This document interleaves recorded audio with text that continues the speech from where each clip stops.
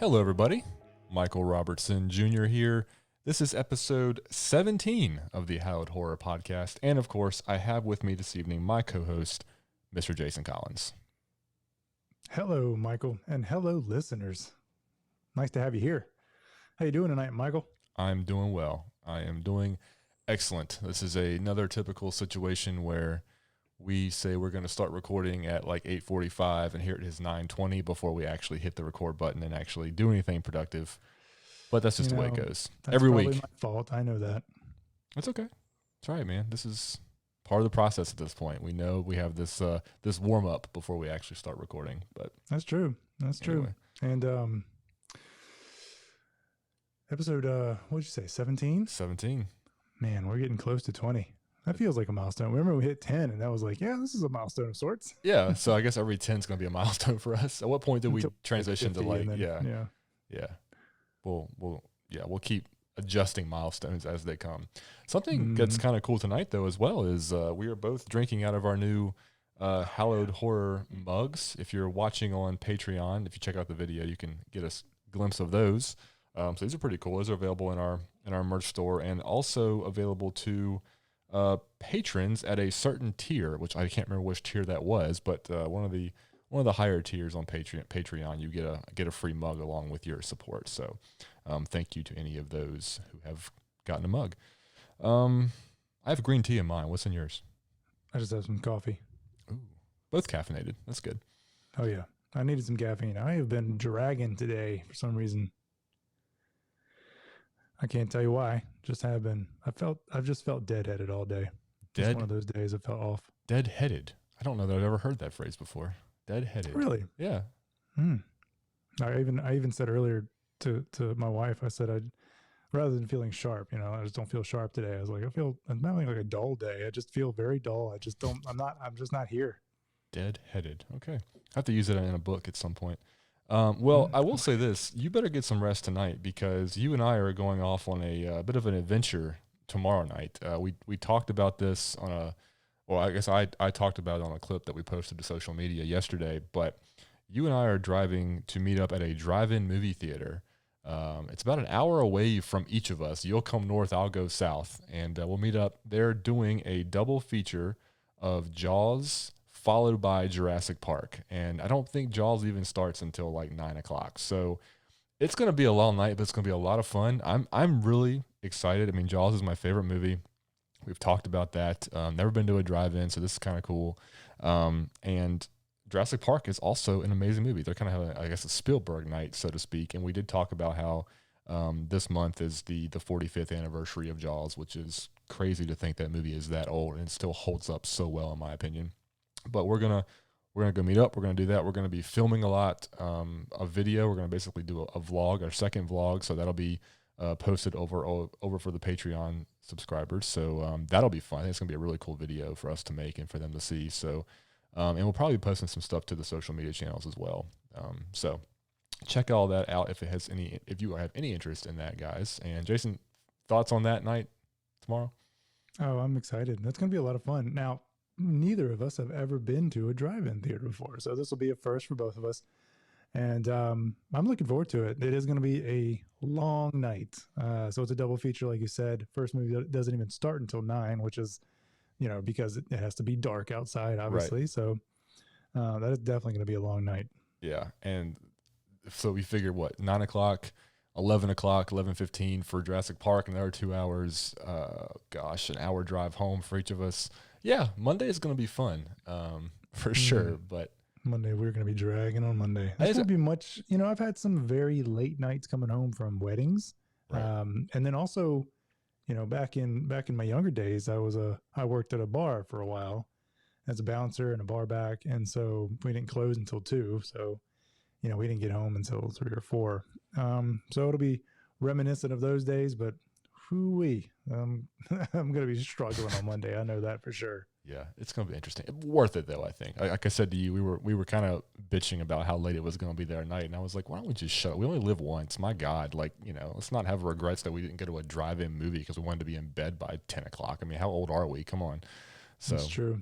I'm excited. I think it'll be fun. Also, This is kind of interesting. And I don't want to say this is a good thing by any means because of the situation, but because of the situation, the drive-in, they're doing online only ticket purchases, and they're restricting the purchases basically to 50% capacity at the drive-in.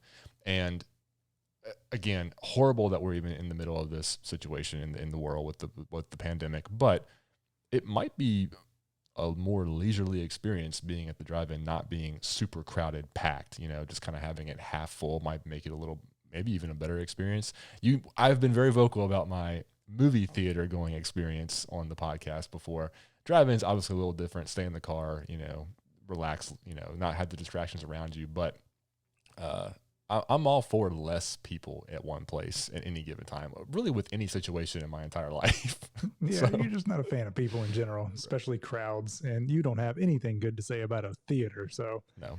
yeah, this will be a totally different experience, and I'm just really looking forward to it.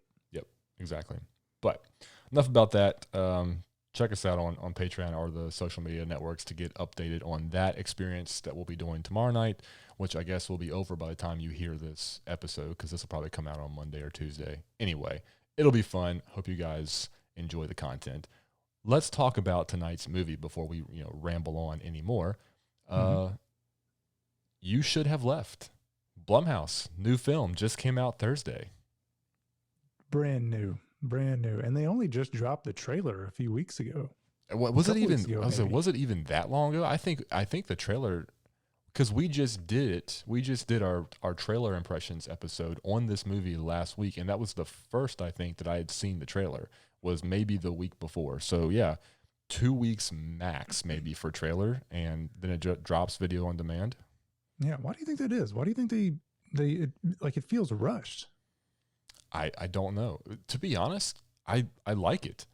I understand marketing, building up hype, and getting all the interest you can in the beginning. Maybe with a video on demand title versus having to get that, weekend opening theater rush to climb the box office charts and hang in there, maybe it's not as important. Maybe it's just like you can say, hey, look what we got coming. And people go, oh, awesome. And then go, oh, by the way, it's coming tomorrow. I mean, Netflix does it. Netflix drops trailers for stuff and they're like, hey, this is available in 2 weeks or next week. True. And, we talked about it that one time we were talking about trailers that, Jason Blum, he complains so much about trying to compete with Netflix. So maybe this was, some sort of tactic of his. Yeah. Just trying a few new things. There was a really good Hollywood Reporter article talking about the release of this and how it was initially meant to be a theatrical release, and with everything going on, they changed it to video on demand. It's a premium video on demand rental, just like The Invisible Man, the new Trolls movie, The Hunt. There's 3 different movies. It's not Trolls, The Hunt. $20 for a rental. Again, me being anti-movie theater, not complaining, was happy to pay that money to watch this in the comfort of my own home, and really enjoyed it. But no theater for this. And that article, if you want to go check it out, you can just Google Hollywood Reporter, and then You Should Have Left. And they had a really interesting breakdown about, what Blumhouse was thinking with this release and the pros and cons of the way they did it with video on demand versus trying to wait for a theatrical. And specifically, talking about the horror releases and what people are kind of looking for in those type of movies and what they're going to go see in a theater and how well those movies do or don't do with theatrical releases. So stuff we've talked about before in the past. I'm happy they did it. I was happy to pay the money, and I enjoyed the film.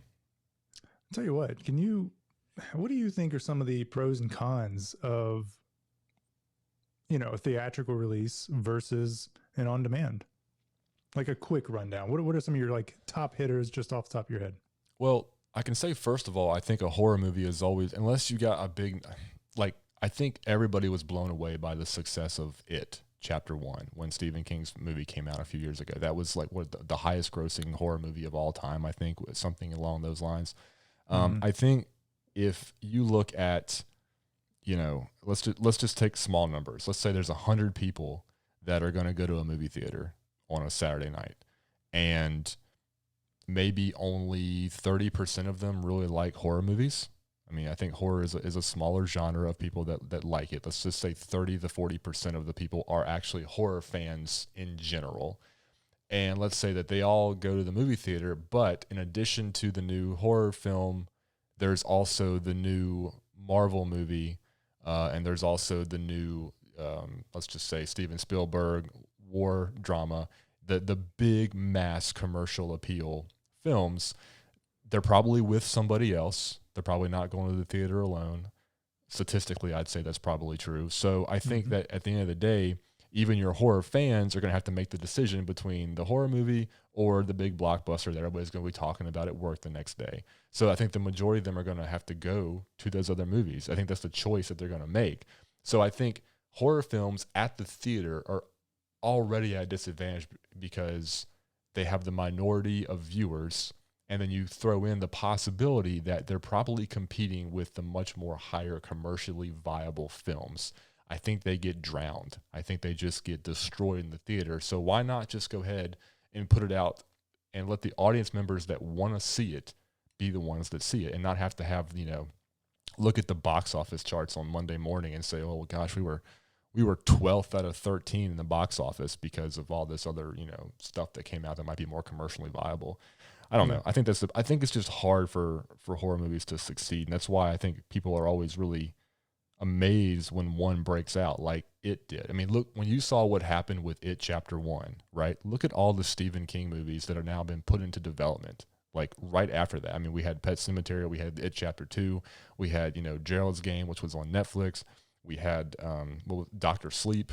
I mean, it's like every Stephen King project just immediately got greenlit after It Chapter 1 did so well in the theaters. And none of them have been able to mimic that success. I mean, even It Chapter 2, I think, did marginally worse than It Chapter 1 in the theater. So I don't know. It's a weird genre in the theater. We've talked about that. The critics just hate it. I mean, you can look at Rotten Tomatoes scores and see that all day long. And we can talk a little bit about some of the user reviews on this film maybe a little later. But anyway, I think I just talked for like 3 minutes straight to answer your question. So you went on a rampage there.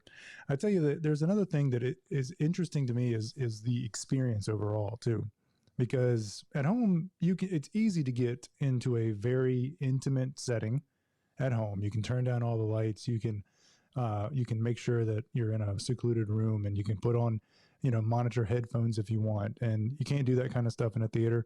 Like you said, like you've complained a lot of time, there's always that chance that you're going to have somebody that's going to ruin the experience in the theater with you. So you're running that chance in the first place going to a theater. But the other thing I found interesting is that all of a sudden now, because it's on demand, you have a few other things, other options at your disposal that you don't have in a theater. One is you can pause it, walk away if you wanted to, or if you needed to step away for a reason, or if you just needed to, back it up a little bit and watch something again, which I did a lot in this movie, which I appreciated a lot. I just being able to stop and back it up and like watch a couple frames over and over again to figure out what I just saw. And then the other thing I really like is you can watch it as many times as you want within that rental period for the same price. And right. I think that's really great too. If you find a movie that you do want to watch multiple times, or that you can rent and you can watch it, and then the next day maybe you and a friend want to watch it, or you and your wife want to watch it, you're still within that rental period. You don't have to pay it again. So it's a completely different experience when it's on demand. I stand by this. If you have any type of decent television, let's just forget even if you have a home projector. If you have a decent television and you have a decent sound setup and you have a dark room that you can watch horror films in, why? I mean, unless you just want the social outing experience, or you want the just, heart thumping. I mean, I just don't see the benefit of the theater. If you can create an intimate atmosphere for horror, or really any movie, but especially horror, it's so much easier to fall into the film than in a theater to me. I mean, I know that the sound in a movie theater is basically unparalleled. I mean, it's unrivaled, I guess you could say. But you can get in a smaller I mean, even with my setup, I have a subwoofer and some surround sound. I mean, when I crank that thing up, it rattles the house. Like it's all relative to the scale of the room you're watching it in, right? So I'm not, don't get me going on my anti-theater rant again for like the fifth time on this podcast. I don't like it. I'd rather sit at home and enjoy my movie quietly, undisturbed. And like you said, watch it the way I want to watch it without having to worry about others around me. Yeah, absolutely. All right, so we're about 15 minutes in here, and we haven't even talked about the movie yet. Well, stop asking me questions about how I feel about certain things, and I'll shut up. We can talk about the movie. But just throwing a match on there. All right, so You Should Have Left. This was written and directed by the one and only David Koepp. So the story is interesting because David Koepp and Kevin Bacon together in recent years actually came up with a story that was very similar to this film. And then, I don't know what, coincidentally, Kevin Bacon came across a novella by Daniel Kelman. Yep. That had an extremely similar plot. So David decided to adapt the novella to a screenplay for this film. And it was that novella that the main character was actually a screenwriter. And I think that is where that false plot got injected into IMDb. And I'll tell you what, I don't think I've ever seen any film that has such a misinformed, spotty IMDb page than this movie. It's crazy. The top billing is like all wrong. The plot was wrong completely for like a week. It was so weird. Well, yeah. So we did.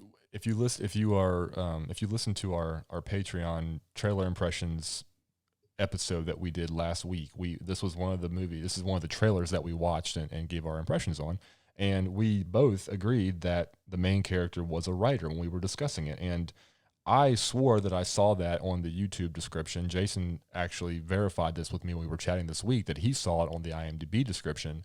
And now it's not anywhere to be found on either of those descriptions. So we thought we were either going crazy or they changed it. And it looks like that they changed it.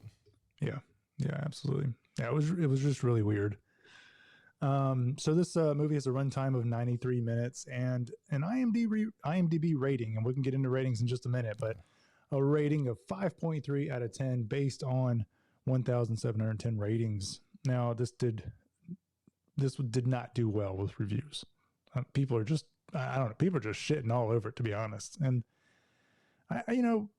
from a few different perspectives, I can see where they're coming from. Some of the different reviews here and there, but I mean, I don't know about some of the really harsh ones that I'm seeing on there. And we've talked about that before, like keyboard warriors, reviewers. They could just be just some Joe Schmo that's never done anything with their life and just putting out some just terrible reviews on there. And it's like, it's hard to watch. It's hard to read some of them, to be honest. It's hard to relate with them. I mean, it's like they just spit nonsense. All right. So I told you not to get me going anymore. We're never going to talk about this movie. I don't care. Whatever. It's our podcast. We can get there when we get there. So yes, this movie is not without flaws, and we're going to get into that. We're going to get into what works in this film, what doesn't work. However, I can tell you right now, I don't see anybody to have a reason to give this thing a terrible rating. I mean, I talk about this with books a lot, and I've talked about this to my readers, and we have some of our chats talking about reviews. You can go, if you're a reader, I want you to think of your favorite book ever by your favorite author. You can maybe even think 2 or 3 of your just favorite books. Whenever you get time, go over to Amazon, find that book, and look at the reviews, the rankings. I promise you there will be tons and tons of 1-star reviews on that book. For this book that you love and cherish, and may even be, universally acclaimed, highly rated book. I mean, I'm thinking, from my perspective, Stephen King. He's written a billion books. It is one of my favorite Stephen King books. You go look at there's hundreds of 1-star reviews on it for reasons that will just make your jaw drop. It doesn't make any sense. The problem is it's not a problem. It's just a fact. Art is subjective. You'll never please everybody. That's the way it is. But, and here's the but to me, there's a difference between, not enjoying something and instantly, it's like for some people these days, it's like I either love it or I hate it. There's very little in between. And I find that very, very much with people that have never attempted to be creative themselves, if that makes any sense. If they have no creative aspiration, they never tried to make anything, they never have made anything. Therefore, it's very easy to be black and white for them. This is great, 10 stars. This is garbage, 1 star. And that's something to me that is just unfair to the creator that actually made the thing, because there's a lot of effort that goes into making something that even maybe is not well received. So to take this movie, and we'll get into this, which for me, was a well-produced, well-filmed, edited movie, and give it a 1 star, a 2 star, and go leave some of the crazy reviews that we saw on IMDb about how it's just hot garbage and not worth their money. What is worth your money? Like, I mean, I don't want to talk about it anymore because I just get upset and frustrated. I'll start cussing and throwing stuff here. It's just, this is not a movie that deserves to be bashed. It has problems. It's not a great movie. And I'll tell you why I feel that way, but it was definitely entertaining, and I had no problem spending $20 to rent this movie and watch it on a Friday night with my wife. Yeah. You said it already. This is not a great movie. I highly doubt it's going to win any awards.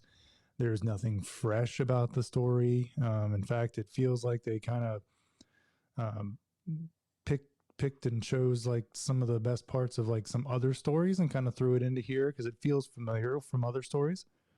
But damn it, there are some like big hitters, and I think that might be part of the actual problem, right? There were some big players in this, and so there was a lot of expectation. I mean, from their previous history, bar was very high already. So that might have been part of the problem. People just coming in with just expectations that were way too high, probably too high to even achieve by anybody, honestly. Sure. We were some of them. I mean, in our trailer impressions episode last week, we talked about how on paper this movie doesn't seem like it can fail. Acclaimed screenwriter, iconic actor, fantastic actress, production company, that's going to give it the love it needs. Like, we were excited, and I wasn't let down by the movie, but it definitely wasn't like the movie that I'm running out and saying, oh my gosh, if you love horror, you got to go watch this movie. Mm-hmm. But no, you're right. Yeah, I mean, on paper, it should have worked. It really should have, and for the most part, it did. It did well at what it was trying to achieve. Yes. Yes, it did well what it was trying to achieve. It's a great way to describe this movie. Right, and so let's go in and get into the very small cast of this. So we got Kevin Bacon as Theo Conroy. Yep. We've got Amanda Seyfried as Susanna. Seyfried? No, it's did Seyfried. Did you look it up? Good for you. you. I should have done that so many times. Seyfried. Mm-hmm. That's how you say your last name? Seyfried. Okay. Yeah, we're probably going to hear it, and somebody's going to say that's wrong. But I looked up the pronunciation. Damn it! So if you say it's wrong, we should have YouTubed an interview with her on some late night show, and the host would have had to say her name. We would have learned it real quick. Well, I did. I mean, I heard other people say it. Too. So for me personally, it's correct. Seyfried. I'll take your word for it. Also said it was Seyfried. So okay, I'm not going to tell her she's wrong either. And then we've got their daughter, Avery T.U. Essex, as Ella. How do you think that middle name is pronounced? Just like that. Okay, yeah, Ella. She did a great job. She was a I don't know. I've never seen her in anything else, and she came in as a no name. I mean, obviously she was young, but man, she knocked it out of the park. She had a range of emotions, and she did a really good job. I liked her role in this a lot. Yeah, those are really the three main characters that we spend the majority of time with, the family. Kevin Bacon and Amanda Seyfried. Yep. Amanda Seyfried are, by the way, I know who she is. I just don't know how to say her last name. She's been in some amazing stuff. Kevin Bacon and Amanda Seyfried are the parents of this young girl. There's a significant age difference between them, which is part of the plot of the film. Thank goodness, because it would have been just glaring otherwise. And they have a little girl, and is there an official plot now that's correct that you can read? There is. Yeah. Okay. Here's the plot summary, the new plot summary. This is actually from Blumhouse. Theo Conroy, Kevin Bacon, is a successful middle-aged man whose marriage to his much younger actress wife, Susanna, played by Amanda Seifert, is shedding at the seams, frayed by her secretiveness, his jealousy, and the shadow of his past. In an effort to prepare their relationship, Theo and Susanna book a vacation at a stunning, remote, modern home in the Welsh countryside for themselves and their 6-year-old daughter, Ella. So, at the what at first seems like a perfect retreat distorts into a perfect nightmare when Theo's grasp on reality begins to unravel and he suspects that a sinister force within the house knows more than he or Susanna have revealed, even to each other. Okay, so let's talk about the story here first, before we get into, the technical aspects that I think is where this movie really shined. You just gave us the synopsis, and there was a lot going on here, more so than I thought, from the trailer.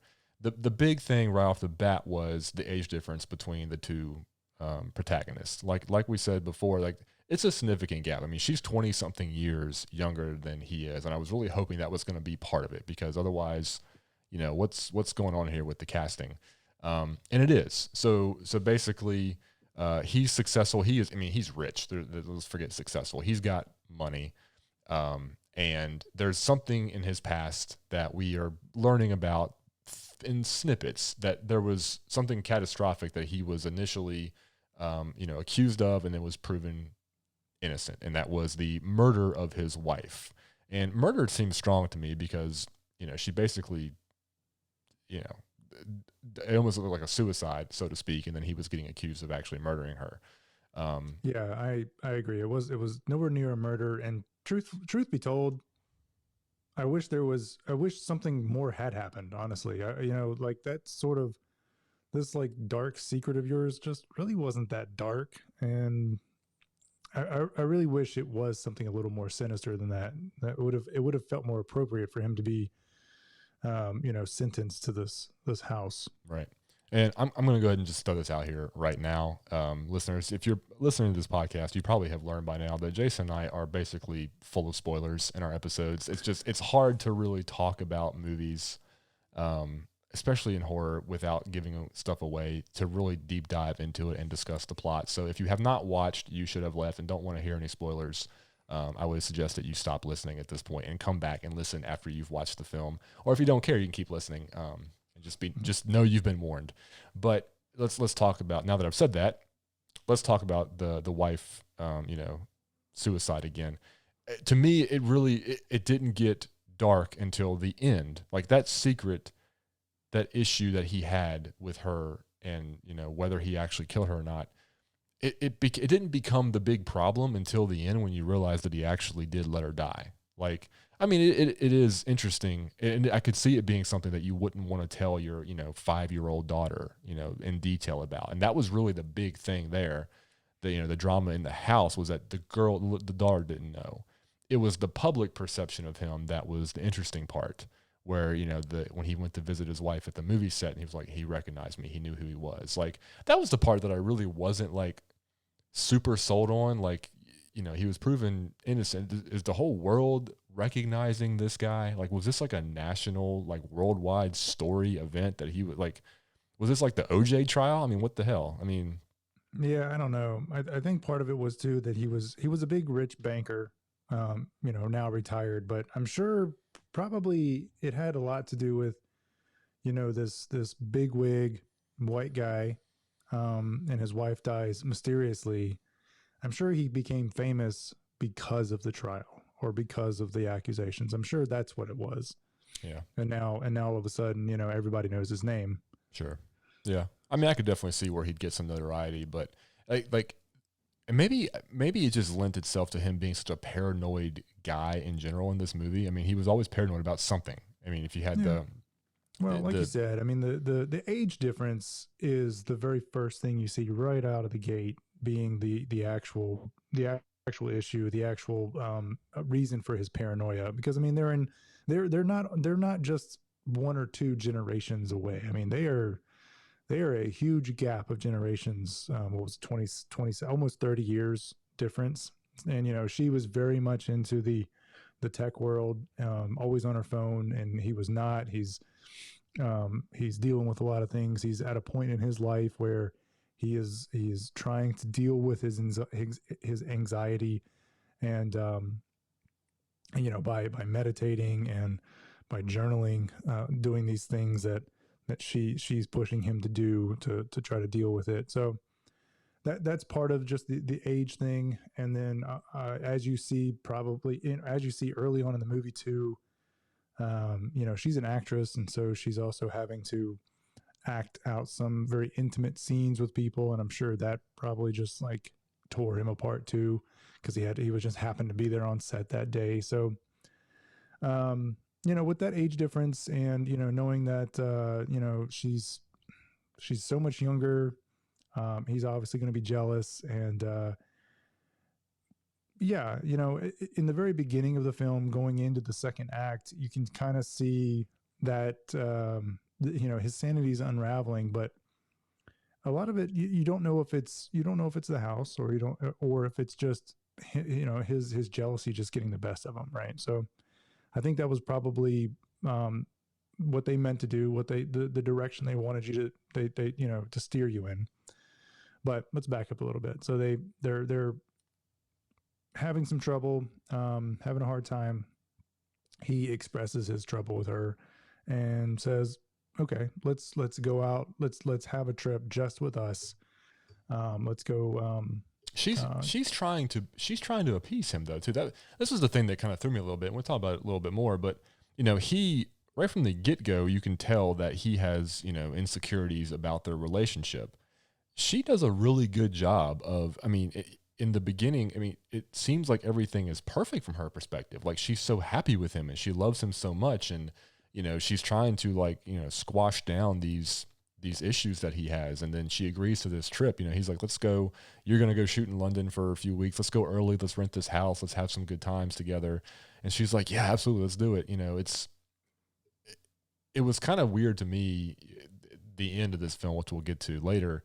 Like, it kind of did take me by surprise, because he made the comment to her before, "You're a really good actress. You're a really good actress." And, that was, I guess, foreshadowing the end result. But, it almost led to believe in the beginning, it really was just all him. Like, he is the one that is struggling with stuff that maybe isn't actually there. Yeah. Yeah. And I sort of wish it stayed that way. I agreed. The other thing that kind of threw me with, that reveal with them at the end was, they have this daughter together who is what, five, six. Was she 6? So it wasn't like this is a fling, this wasn't like something that like they've been together for a few weeks or a few months, and he's thinking she's a gold digger, or he's thinking, like, they've been together for years. They have a child together. So the insecurities coming up, now, is it because maybe when they first met, he was younger, and now obviously the age gap is the same, but maybe it's because he's getting into his senior years and she's still this young thing. I don't know. I was like, why all of a sudden did he have the insecurity? Well, he's getting older too, but and I'm sure that has a lot to do with it. He may have been insecure the whole time. Yeah, that's true. We don't know that, but the truth is, they love each other, and that's great. They really do love each other, but they're not a good couple. Right. The age difference is just too vast for that. The lifestyle is too different between the two of them. It's just not a good fit. And you can see that from the beginning, right off the bat. Right. Yeah. They the only thing that really ties them together, that seems to be their glue, is Ella. They have that one quick scene where they're playing hide and go seek with her, and they seem like just a great, normal, loving family right at that moment. Yeah. We forgot to mention the very beginning of this movie, though. Like, before we meet Theo and Susanna and Ella, we meet Ella. There's the opening scene with Ella sleeping in her bedroom and the nightmare that she has with Stilson. This is probably the scariest part of the whole movie. Absolutely. Of course, it's sort of weird because it's a dream within a dream within a dream. Yeah, and this is something that I actually really did kind of enjoy about this film, which we'll get to in the end. But they didn't really try to explain much, which I was fine with. You kind of just assume at this point that Stilson was, and he could do this kind of stuff. Like, that's what his whatever he was, he could do these things. He could get into the heads of people and go with whatever was happening. So I was okay with it. But yeah, the ending I think is maybe the scariest part of the beginning is maybe the scariest scene in the whole movie. It was really creepy, really, really creepy. In fact, I don't know how you watched it, but when I watched it with my surround sound, when that guy was talking, his voice did weird things like around the room. Like it wasn't just like coming out of the center channel like head on. It was strange. It was kind of cool. Did you pick up that was Kevin Bacon? Was it the whole time? Yeah. His character was Kevin Bacon. Interesting. I thought that at the end when we kind of see him morph, into the Kevin Bacon image, I wasn't sure if it was him the whole time or not. That's pretty cool though. I like that. Anyway, yeah, there's a nightmare scene in the beginning with the daughter and this entity that we will later know to be the proprietor of the house that they go to live in. And that then we transition to seeing this, this life that they've created for themselves with, Kevin Bacon having his insecurities, Amanda Seyfried having her, acting career. And then making this decision. So, and I don't even know if this, maybe you call this the first act or the first part of the first act. Basically, the scene is set that you have this family and Kevin Bacon is struggling. That's really the thing you take away is there's something dark in his past. He's having trouble with, trusting his wife and figuring out why she's still with him. And that's kind of the thing. It was almost like a double-edged sword to him. He doesn't understand why she's with him because he thinks he's old. And he also doesn't seem to really trust her that much because he's picking up on little social cues here and there. And they make the decision really to leave. Bothered me about the rest of the film and the way it came to be with her secret was that you never knew at any point throughout. I mean, at least I never picked up that A, she ever was even hiding anything, or B, why he really actually thought that she was even hiding anything at all. Yeah. Why did he think it? And she wasn't really showing that she was ever hiding anything. They never showed her any kind of, deceitful or secretive doing anything anywhere. And so it all really did seem like it was in his head. Yes. Completely. Because she was so quick to always tell him how wrong he was. And that it was so natural. I really thought that it was all just his own insecurity. Plus they've been together for so long. She had me convinced, whatever. Sure. So they make this decision to go away, to rent this house and kind of have a vacation together before she has to go off and continue to shoot this movie that she's in. And so we get to the house in the Welsh countryside, which, by the way, you probably saw this, is a real house. It's a real house you can rent. It's called, Life House is what it's named by whatever, management company rents it out. I checked it out. It's available. We should go. Next summer maybe just check it out. Okay. So I am curious as to whether the entire interior was used or if they had. Obviously, I think this the stuff down in the basement and the dark side of the house was a stage, but I'm wondering if the interior that we saw a lot of time, how much was the actual house and whether they just used it for the exterior. Yeah, I don't know. Let's throw this out here. This is a modern horror house, haunted house. Horror house. I didn't mean it to sound like that, but it's a haunted house, right? It's a modern haunted house film is what this is. And so, but the thing is, it's not like the old creepy haunted house, right? This is a very modern, minimalistic, very clean, bright. Yep. There was an interview that I saw with Amanda Seyfried. She even called it sterile and cold, and I thought, man, those are two really good adjectives for this place too. Yeah. Where like old, traditional haunted houses are warm, usually warm and inviting, older type houses. You're laughing at me. I'm still laughing at the whorehouse. Horror house. That was hard to say, and it didn't sound right coming out. And I was like, oh man, it's fine. That's not what it's called. That's not what this movie's about. Yes, I agree. The setting of this, the aesthetic of the actual house that is haunted or has the supernatural element to it, was very refreshing, and it was one of my favorite things about the movie. That was the actual location. That's where it really shined to me. It was such a, like I said, refreshing, just wonderful change of pace from the traditional dark, gloomy, old, fallen apart, like why would you ever be here in the first place kind of houses. Yeah, Wasn't very There's nothing brightly lit gothic about house. it. Yeah. Yeah. So they get to this house and, right from the beginning, eh, this movie does have a lot of really good audio foreshadowing. We skipped over it. You and I talked about it yesterday, but there's right at the beginning of the movie, or one of the earlier scenes in the film, where we see Amanda Seyfried and Kevin Bacon together.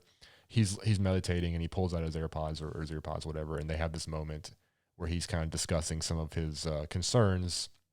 And right when she walks away and he puts his headphones back in, the meditation guide or whoever he's listening to says something akin to, this can never last, or this will never last, or something like that. And right then it was just a direct tie to their relationship.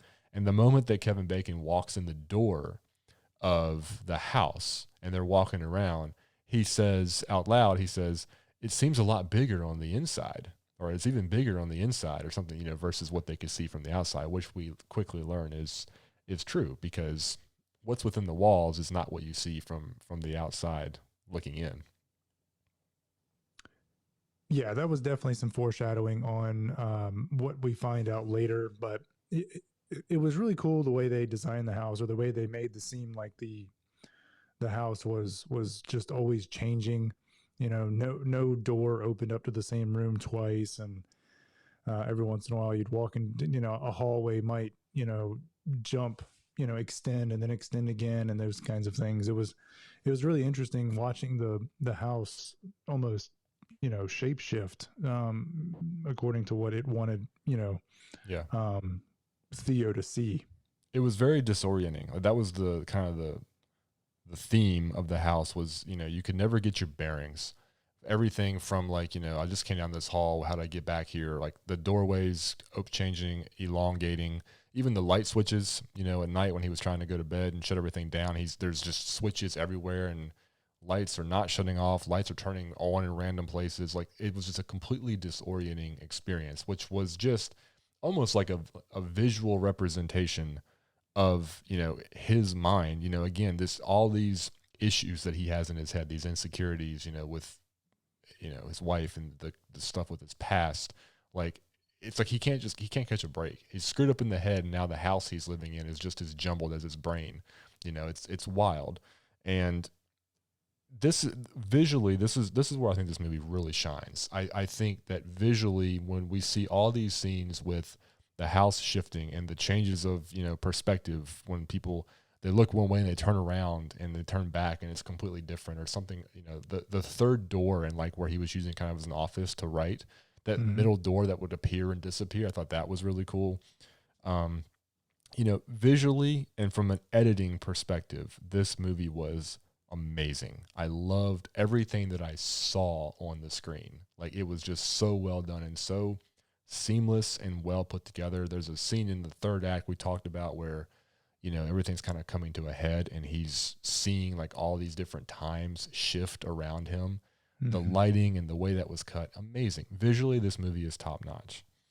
Yeah, there was a lot of effort that went into the production of this. It just doesn't get any better from that perspective. I thought it was like just super well lit, super well shot. I loved how we've talked about this before, just the two of us, when you can take like a completely like well lit scene, even daytime, and invoke the kind of like horror that you're used to seeing from Dark Shadows. You're doing something right, and they were able to pull a lot of dread out in this extremely well lit, brightly lit house. And so I think that was kudos to them for that.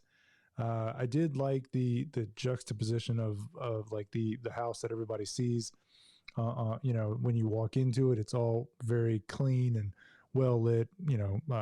Back to what Amanda said, it was cold and sterile, but then when he finds that third door to go underneath the house, it is very dark and grungy, and it's just disgusting down there. And so it was a really nice juxtaposition between that top house and then the underlying Yeah. I don't even know When you, what when it you was, pull a away, dungeon of sorts. when you pull away the facade, you see the true, who the house really is beyond the mask.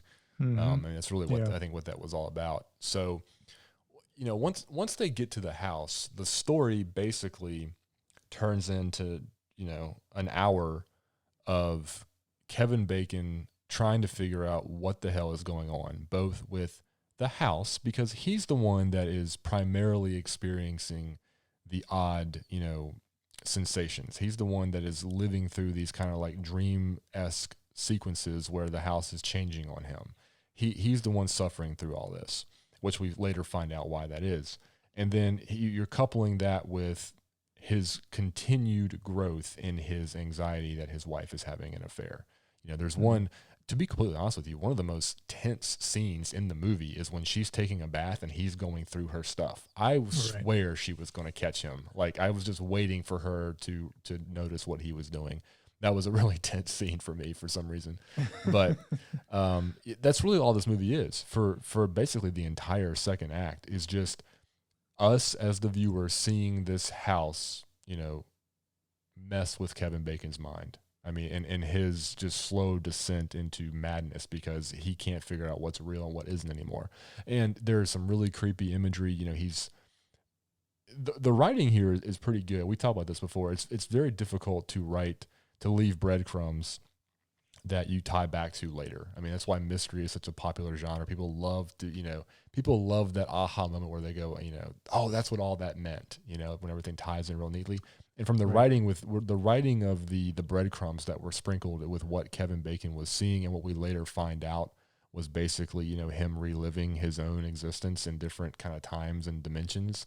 That was really, really brilliant. The visual standpoint with that and the writing to plot it out, fantastic, loved it. And that's all we really see for the next hour is just what the hell is going on? What is wrong with this house? What's the purpose of all this? Yeah. So David was able to write in a lot of different layers of storylines going on. And he was just kind of like, I think in that second act, at that point, they're just kind of putting it on paper. They're laying it down and showing kind of everything that's going on. It was sort of a slow burn. It didn't really, I wouldn't have minded seeing more of that, honestly, but something at a faster, more aggressive pace.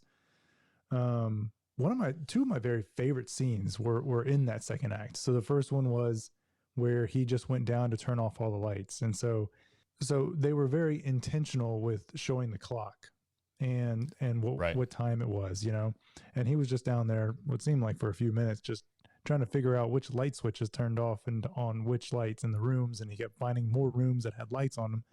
And then all of a sudden he goes back upstairs and his wife's asleep and he doesn't even realize it, but he gets back in bed and it's been almost 4 hours have passed. It was a long time. Yeah. I mean, because it was like 10:35 and then it was like, was it 4 or something when he went to bed, or 3 something? Like we're way off on time. So I think it was like 11:30, and then when he got back to bed, it was like 3:30 or something. Okay. It was crazy. It was something just insane there. Yeah. And so you immediately see that there's some sort of time shifting or dimension shifting going on in the house. Yep.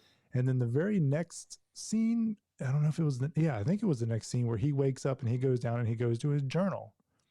And that was such a clever scene, because they showed him writing in his journal and then him just kind of getting into the zone. And then the camera panned back and it kind of like, it panned down, and the shadow on the floor all of a sudden just started getting longer and longer, or shorter and shorter, just to visually show you that so much time was going by so quickly. Yeah. And I love that too. That was such a cool scene. Yeah, that's kind of what they did a little bit with the in the third act, when he has that moment where he's realizing everything is happening, and he's literally, you can see his watch while he's standing there just jump ahead and jump back all these different hours, and the light is just shifting around him as things are happening. It was really, really cool. So the whole second act is basically just us. And this is where I got a little confused because it was one of those moments where, all they've showed us is, okay, this house is obviously doing weird stuff. I couldn't figure out why. Like, it was like, what is the purpose of all this? Like, if you're gonna attack them, kill them, to consume them, whatever, like, just do it. Like, what are you waiting for? Like, because there's no ghost here, which you get a lot in the haunted house, genre. There's just a house that's moving around. Like, leave. Like, go ahead and leave, or do something to this guy. And that's where you get into the third act and you learn why he's there, and you get the reveal with the wife and his past. But that's where I got a little lost in the second act. And one of the things that brought the film down a little bit for me was just like, this is basically, while this is beautiful to look at, this is what this movie is turning into, just a visual spectacle of well-made, it's a well-made movie, but I want to know why this is going on. You're not giving me anything. Yeah. And there was a few other things that happened in that second act that they just didn't pay off on. And it just it left me feeling, I don't know, just disappointed. First of all was that shopkeeper, that just trope of a know nothing, nobody shopkeeper, just providing a right angle to him. And then, like, they didn't really pay off on that very much. Like, there was one floor that he found that was not at a right angle. And that guy, you didn't see any more of him. But even worse than him was this one old woman by the car when he comes out. Right. Who was that? Why was there somebody standing by his, what was the point in that? Right. And I want to know how, because you're right. It is a trope, but it's what it's so popular and so common in horror. I mean, that's why it's a trope. It's the definition of a trope, I guess. But it works in a lot of situations.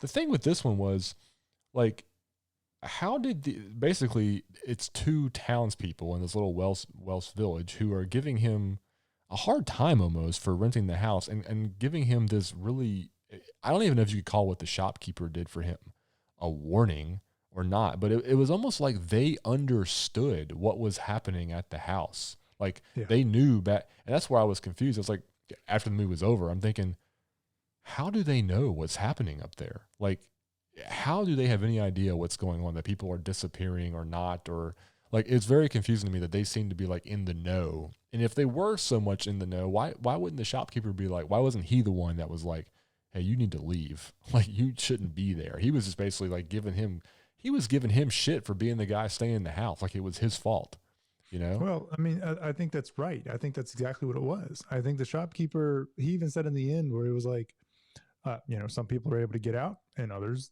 don't. And he was just okay with it being decided on who stays and who leaves. It's up to the house and the person that it's trying to capture. So did they know? Did these people understand what's happening? I was led to believe that, yes. So how? And they're totally fine with it. Yeah, it's weird. These two random people, the housekeeper, and the innkeeper, the market guy. He had more of a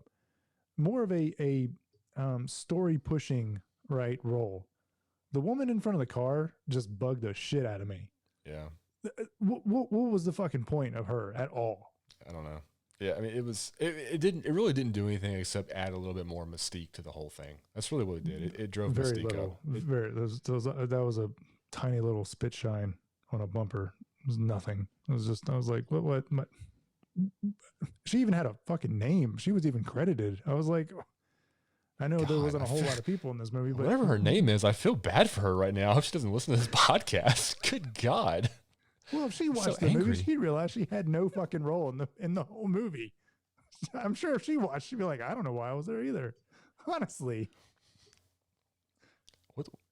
Gosh, no more coffee for you right now. You need to calm down a little bit on this poor woman. Yes, the characters were definitely insignificant to the plot. The shopkeeper, whatever he was, the market guy, I don't know. He didn't, like I said, nothing in my mind except giving the audience more mystique around the house. It clearly did nothing for Kevin Bacon's character in terms of adding mystique or any type of like questioning as to why what was wrong with the house. So yeah, moving on from that, didn't do much. Before we get into the third act, and talk about, how this movie ended. And I want to talk about one of the big things that I didn't like about the film. We're going to take a break. I'm going to let Jason calm down a little bit and get over the woman by the car, and then we'll come back and finish this up for you guys.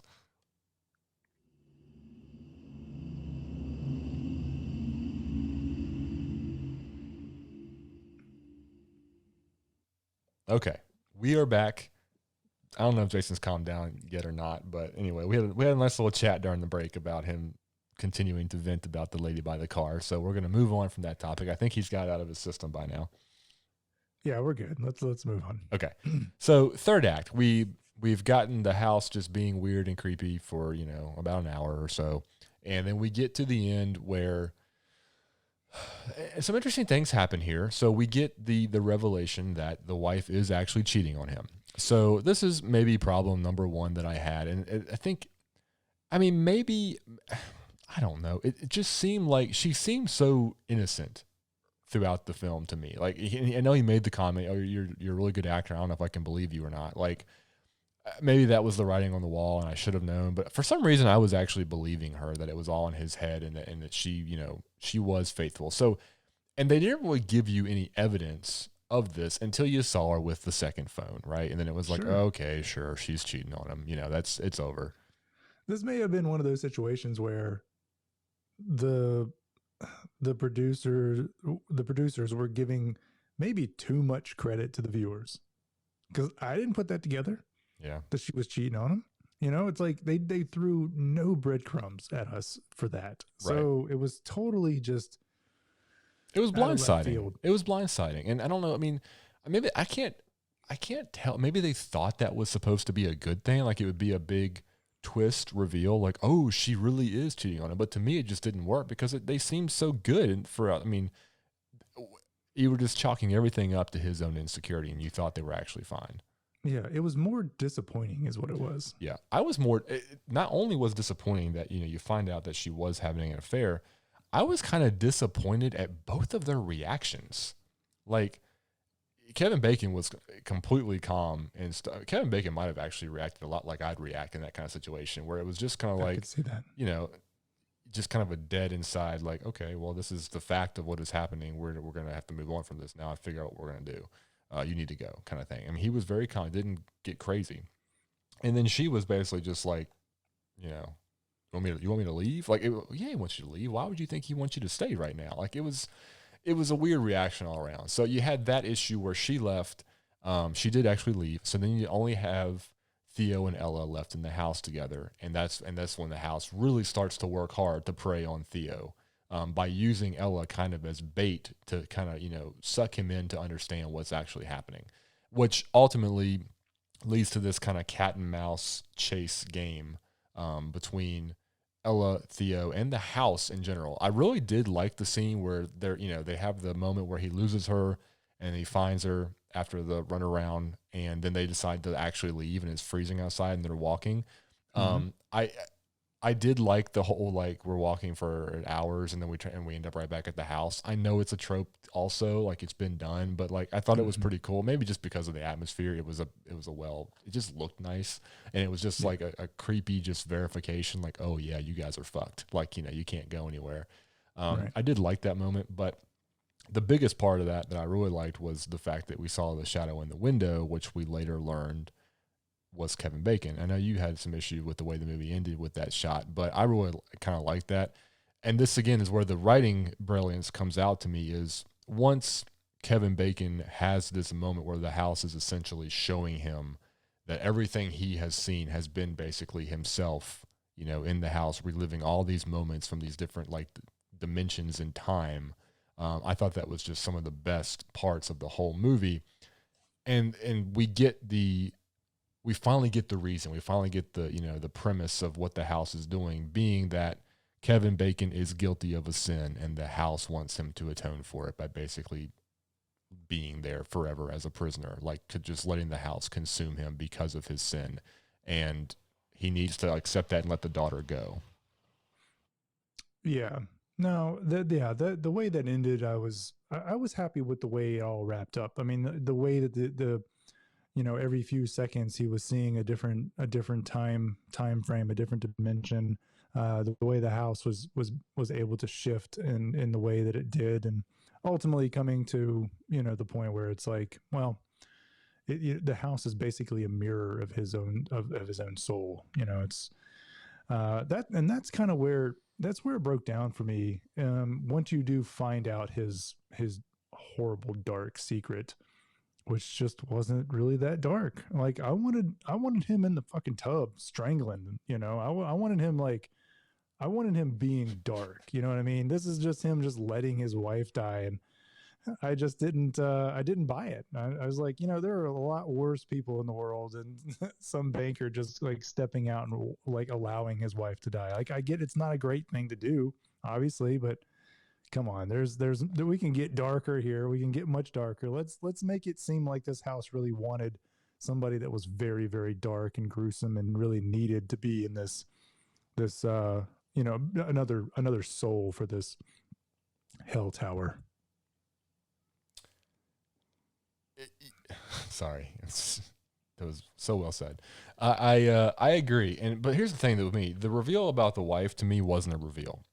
I don't know what point, but there's a point maybe halfway through the movie where you just kind of get the idea that he killed her. You knew that he was guilty of what had happened. Mm-hmm. I agree with you. I thought maybe it was going to be a little more dramatic, like maybe he had a physical touch hand on what happened. It wasn't nearly that. It was more, and that was the other thing. Like there were parts of this story that just felt so shoehorned without any previous explanation. So we find out that yes, his wife did die. Basically it was a pain medication or some sort of opioid, kind of like she overdosed to a certain degree, but then she fell asleep and drowned in the tub. So his only sin was that he let her die. I know it sounds terrible, his only sin, but he saw it happening and he let her go. The problem with that is he acted like they had such a terrible marriage. Like when he was making this confession to Amanda Seyfried, he acted like, it was such a tumultuous marriage and he was so unhappy and he was so miserable and they were maybe so angry. I don't know. Like there were all of a sudden in the span of a 15-second monologue, there's all this exposition that we're having to squeeze into his backstory with his previous wife that they've never hinted at all. Like you had no idea that there was ever any trouble with his first marriage. It just ended tragically.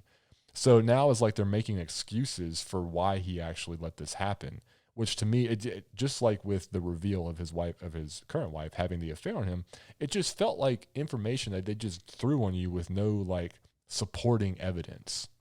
Yeah, just like her cheating on him. This piece of information just felt cheap at the time. Yes. It just and that goes into like my biggest gripe with this film. Again, I enjoyed watching this movie. I would watch it again. Because I think it is it's one. I haven't read the story it was based on. I didn't even know it was based on anything until I saw it in the credits of this movie. I would like to have read it to see how it actually works on paper. But this movie is a well-made film. Visually, I loved it. I love the aesthetic. I love the feel. I love everything they did with the camera and the set. The acting is good. My problem, I think, overall, and we talked about this in some episodes previous, I didn't even really, I think, realize it until the movie was over and I was thinking about it. My biggest gripe with this movie is I did not care about Kevin Bacon's character. Like, I think it was because of all the stuff they were just throwing in randomly or leaving open to interpretation. Like, I never cared about what he was going through or what he did. Like, he never felt complete to me as a character. Therefore, I didn't care that he was struggling with his wife, or I didn't care about the past. Like it almost felt like the characters were coming second place to the house and what they were doing with the movie with the house perspective. Yeah. I think not knowing about his past or not knowing what exactly happened or even what I think a better, and of course, give me your input here, but what I think would have been a better reveal would have been knowing exactly, give us the information that, or at least the perception that, oh, his wife, overdosed slipped into some deep sleep and then drowned, and he watched it. Give us that information, and maybe even let us know that he's told his new wife, and she was like, totally on board with it. She supported him. They're the only two people that really know that story, that part of the story, and he was obviously, proven innocent in court, and so he's able to move on.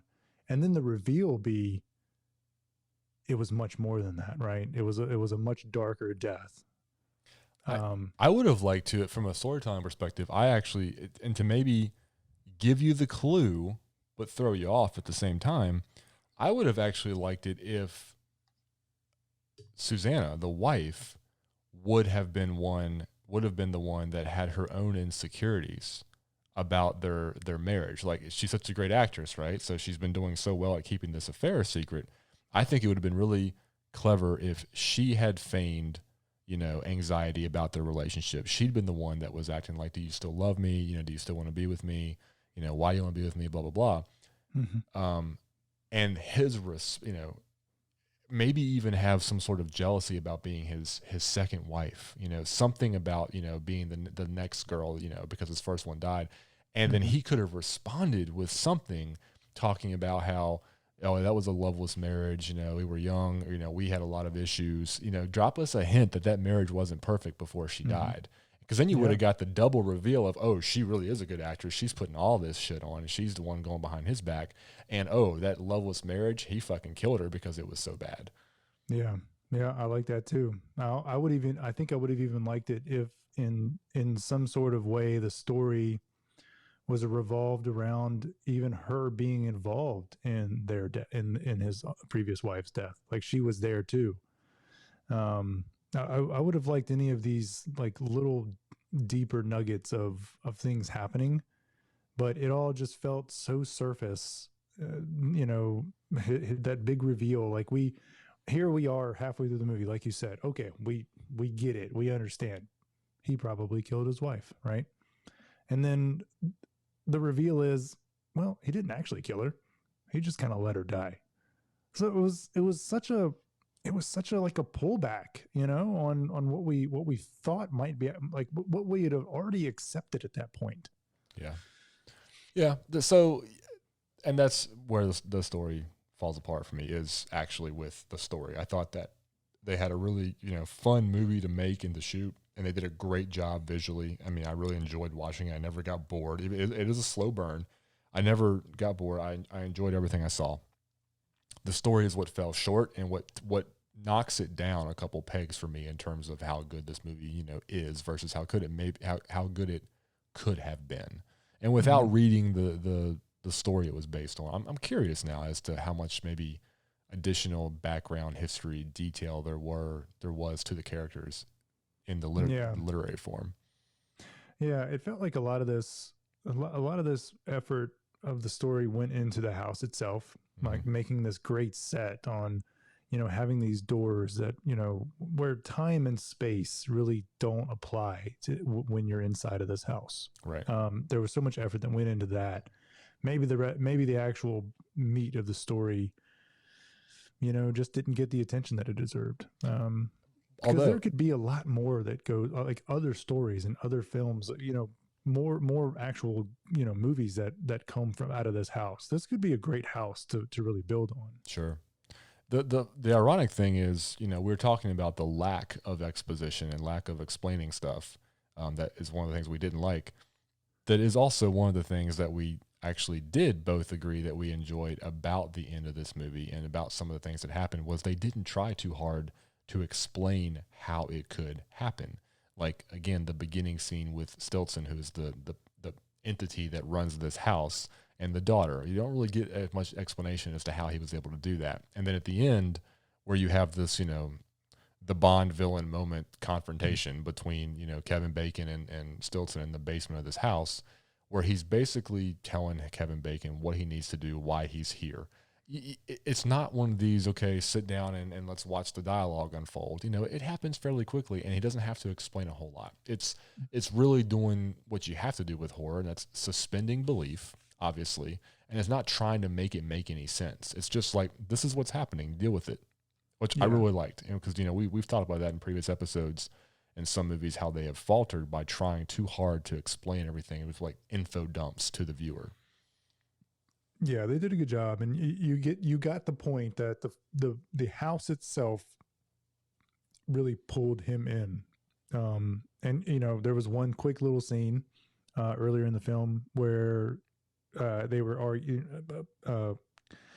Theo and Susanna were arguing about something, and they said, basically, it was, well, you picked this out, and he said, no, you sent me the listing.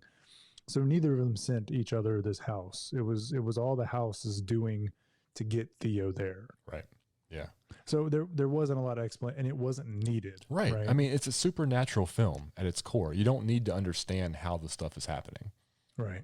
So I'm a big fan of that. And I did like how this house is just like a mirror to the person's soul, whoever it is. It's however they are suffering, however they're dealing with their own sins is what's going to happen ultimately, probably under the house. That's where everything's going to happen.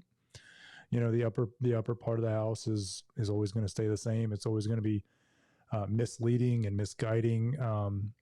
Time and space are always ever changing in there until they can finally funnel the person down into the underneath the house. So that's why I think it could be a great thing for future films. Almost like what's that one movie, Room 1408 or something? Yeah, Stephen King novella. Yeah, where just different things happen in that one room. Yep. Like, this has that same feeling where it could potentially have something like that. But yeah, unfortunately for me, the story faltered. It just didn't dig deep enough to where, like you said, you just didn't care enough about the characters. Yeah, exactly. Again, I don't want to end this podcast by sound like I didn't enjoy this movie, because I would watch it again. I enjoyed the film. Visually, it's a good film to watch. It's not particularly scary. It's more of a psychological suspense. Again, the beginning is probably the scariest part. But I enjoyed it. I mean, there's nothing super bad about this film, I don't think, to garner so many negative reviews in my perspective, unless you're just 100% focusing on the story. And even then, like it's not terrible. It is a little bit of a slow burn, which I think we've talked about before. Slow burns are not the most commercially successful horror films, whether they're fantastic stories or not. But I enjoyed this. Whether it's worth your $20 rental on iTunes or Amazon, I don't know. If you can wait, for it to be more back, for the initial release period to end, and it drops down to that $5 or $6 rental on Amazon or iTunes, maybe wait for that. I don't, that's up to you guys, but I thought it was pretty decent. I'd give it, myself, a personal rating. I'd probably give it a, 7, 6.5, 7 out of 10. Yeah, that's a fair rating. I'd say somewhere in that range. 6 or 7. Yeah. It's definitely worth watching, but not renting for the $20. And going on just the reviews alone, and probably how great it's being received, it probably won't stay at that $20 rental very long. Yeah, who knows? But anyway, I don't know that I have anything else to say. It's a visually well-made film. There's nothing bad about it from a production standpoint. It just ultimately faltered, like you said, with the story. But that's by no fault of anybody that's in the movie. Like, I think everybody that's in the movie did the best that they could with what they had to work with. And again, the set design and whether it was a soundstage or whether it was CGI or whether it was a combination of both, the real house, I don't know. It looked really, really good. It was seamless. I could never tell what was real and what wasn't. Visually, it's stunning. So, yeah. I think it was I think the meat of the story, for the character development, is what was lacking the most for us. I think the idea of the story was great. Having this what did they call it? The Tower of Souls, or Hell Tower, or something like that. That was originally built to capture souls, was torn down, but then the devil built it back up as a new house, and then another house, and then another house. So I think I love that idea, and I love the way that could probably potentially go going forward with other ideas. I think it's a great start. And like you said, it was visually stunning. It was just a really strongly well produced movie. Acting was really good in it. I think Avery, the newcomer, she did an amazing job. I really loved her in this. And yeah, I'm not sure what else to say. I mean, it pulled a lot of it was reminiscent of a lot of things. Bates Motel, that scene where you see the shadow in the house and it just ends up being him. Yeah. Those little things was nice, and it was a good film. Like you said, it wasn't exactly a scary, more of a psychological thriller movie for the most part. It was just a really good thriller, I think. But yeah, this, like I said, I gave it 6.5, 7. If you took away how well made it was, this movie's rating would be lower for me. So just know that it is a well-made film. It does falter with the story a little bit. So anyway, I don't have anything else to say. I think I've said plenty, and we need to get you off the air before you find something else to rant about in this movie and go ballistic again. That poor woman that played that girl by the car. I hope she never listens to this. All right. Well, ladies and gentlemen, this has been episode 17 of the Hallowed Horror Podcast. We've talked about the newly released You Should Have Left. Thanks so much for listening. If you enjoyed the podcast and want to do us a huge favor, jump over to the podcast network of your choice and leave us a review or a rating. We greatly appreciate it. And until next time, hope you guys stay safe, be well, and we'll talk soon. Bye.